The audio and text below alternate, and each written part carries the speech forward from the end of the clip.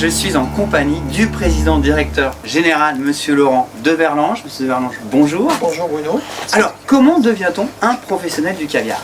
Petit à petit, en fait, on ne devient pas du jour au lendemain professionnel du caviar. On commence par être des agriculteurs, on élève des esturgeons. Ouais. Avec les esturgeons, on fabrique du caviar, et en apprenant à faire le caviar, avec des gens qui savent faire, des experts, des salariés qui ont l'expérience, on produit du caviar. Petit à petit, on devient un intervenant du caviar. Mais on est avant tout des éleveurs, avant d'être des professionnels du caviar. Très bien. Alors justement, sur le marché, comment ça se fait qu'on ne trouve plus d'esturgeons sauvages?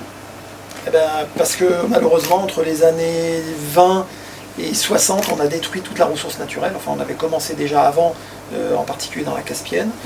En France, dans nos rivières, il y a l'île qui passe derrière nous là.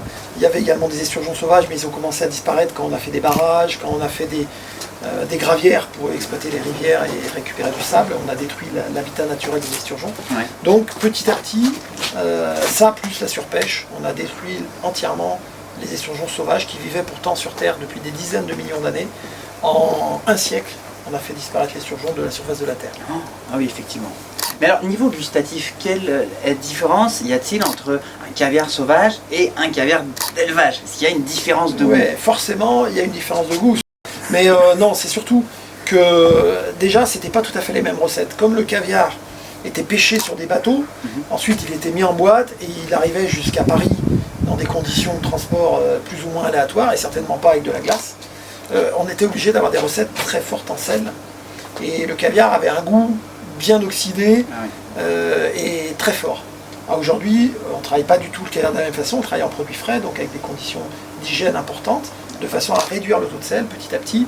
Et on est passé ainsi d'un caviar à 10% de sel, à 5% de sel quand on est passé à ce qu'on a appelé l'appellation mal au sol, qui voulait dire faible teneur en sel, et jusqu'à aujourd'hui où on utilise moins de 3% de sel dans notre caviar ici chez Caviar de Neuville. Donc c'est pas la même recette. Après sur les poissons, évidemment dans notre rivière ici il y avait des sturiaux, Acipenser sturiaux, les sturgeons de l'Atlantique, qui donnaient un caviar d'un goût différent du beluga, du roussiette, du sevruga. Donc il y a aussi l'espèce qui joue sur la qualité du caviar. Et puis enfin, un caviar sauvage pouvait provenir d'un poisson, un beluga centenaire par exemple, de 1 tonne, c'est déjà arrivé. Et donc forcément il avait des œufs d'une taille incomparable et sans doute une saveur exceptionnelle. Pour autant, une grande partie du caviar sauvage qui était pêché à cette période-là était quand même de moindre qualité. C'est pour ça qu'on faisait beaucoup de caviar pressé à l'époque, parce qu'on le cuisait, on le pressait et ça faisait un produit moins cher, parce qu'on avait quand même beaucoup de produits à détruire qui n'étaient pas commercialisables. Alors justement, en parlant de restaurant, vous savez que notre chef étoilé Pierre Marchessou nous a cuisiné 3 mets fantastiques hier au château de la Tuilière, notamment le tartare d'esturgeon, la salade de quinoa, l'hamburger à la crème de la grande Catherine de Russie. Comment vous dire, le tartare d'esturgeon, exceptionnel. Alors je ne sais pas si ce sera la carte de votre restaurant, mais en tout cas si c'est le cas, vous avez rendu mon âme. Ouais, j'aimerais bien, d'abord on espère avoir beaucoup de monde, et j'ai pas goûté ces recettes encore, donc j'espère que vous m'en avez laissé. Le tartare d'esturgeon, ça peut que être bon, hein.